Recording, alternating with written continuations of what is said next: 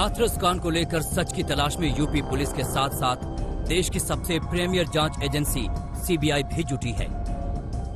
आरोपियों के परिवार के साथ पीड़िता के परिजनों से भी सवाल किए जा रहे हैं, लेकिन इसके साथ साथ लगातार इस मामले में चौंकाने वाले खुलासे भी हो रहे हैं। ऐसे खुलासे जो बताते हैं कि जितना सच अब तक सामने आया है वो पूरा नहीं है। अभी केस की मुकम्मल तस्वीर सामने आनी बाकी है।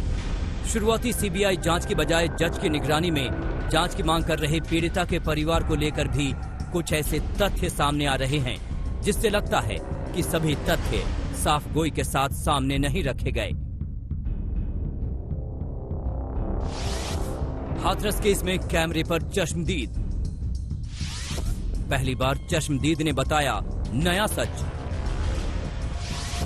बहन मौत से जूझ रही थी, भाई खिसक गया। जी हां, आज तक के कैमरे पर इस केस के एक चश्मदीद ने हैरान कर देने वाला खुलासा किया है।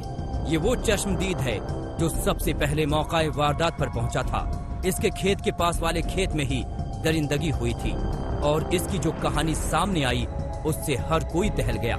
पहले चश्मदीद से सुनिए कि जब वो मौके पर पहुंचा तो उसने क्या देखा। मैं अपने खेत में न्याय काट रहा था। 8:30-9 का टाइम था। मैं चीखने चिल्लाने की आवाज सुनी। जब वहाँ पर मैं पहुंचा, किसकी चीखने की आवाज? लड़की की। जब वहाँ पर मैं पहुंचा तो उसकी माँ, उसका भाई खड़ा हुआ था। चश्मदीद ने एक और बड़ा दावा किया है। उसका कहना है कि जब पीड़िता घायल हालत में खेत में जमीन पर पड़ी कराह रही थी तो उसका भाई उसे उसी हाल में छोड़कर अपने घर चला गया था। चश्मदीद के कहने पर भी वो वापस खेत पर जाने को तैयार नहीं था। जब वहाँ पर मैं वापस लौटा, उसने की माँ ने कहा कि बेटे हमारी बेटी बुला लाओ।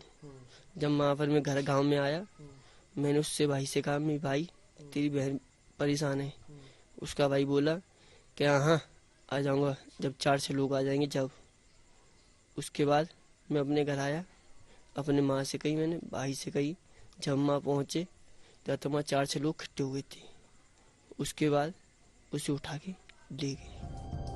इस चश्मदीद से भी सीबीआई सवाल करेगी, लेकिन अगर ये सच है तो इससे मामले की जांच को दिशा मिल सकती है। हाथरस से अरविंद ओझा, आज तक।